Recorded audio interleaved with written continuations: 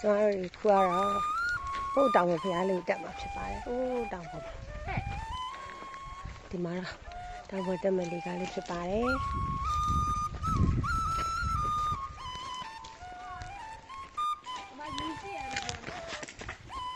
ကဲတာရပါတယ်နော်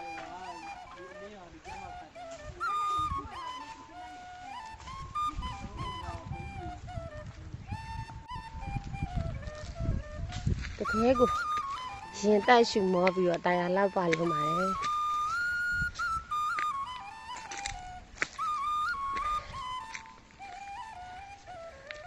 ကြည့်ပါဦးဒီမှာလေဒီကားလေးတွေ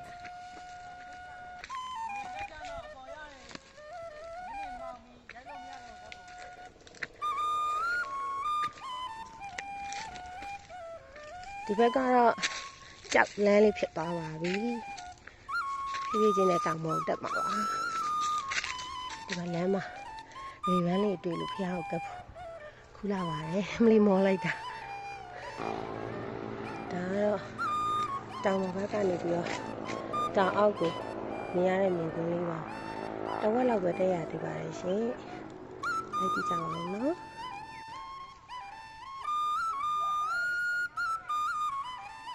ဒါကိုတာရပါတယ်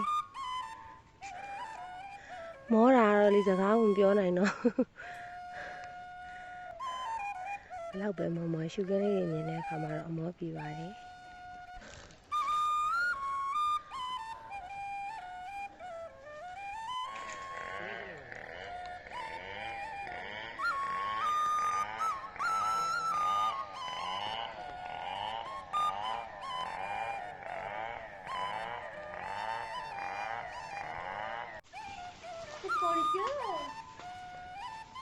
ဖျားကိုရောက်ရှိပါပြီ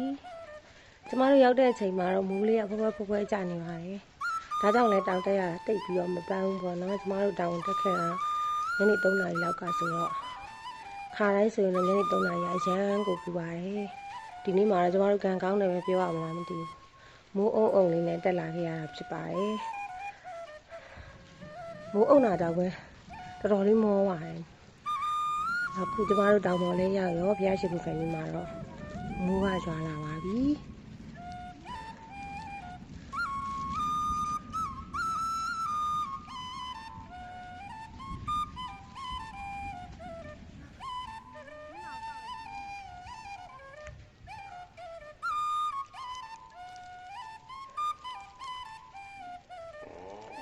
ဒါကတော့တောင်ပေါ်ကနေလှမ်းကြည့်ရတဲ့မြင်ကွင်းတချို့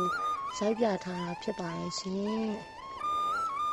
ဆောင်းတွင်းဘက်လာရင်တော့ဒီဘက်မှာတိမ်ပင်လယ်ကြီးတွေ့ရပါတယ်။အခုတော့နေရာဒီဆိုတော့တိမ်ပင်လယ်ကြီးတော့မရှိပါဘူး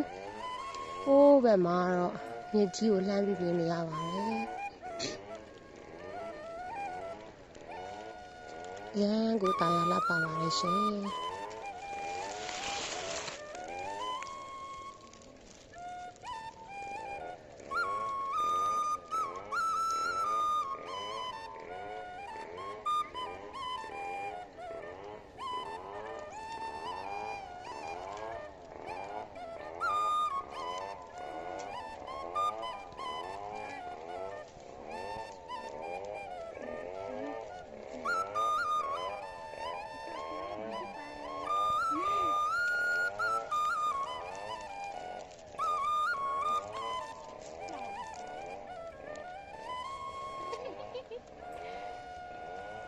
比如，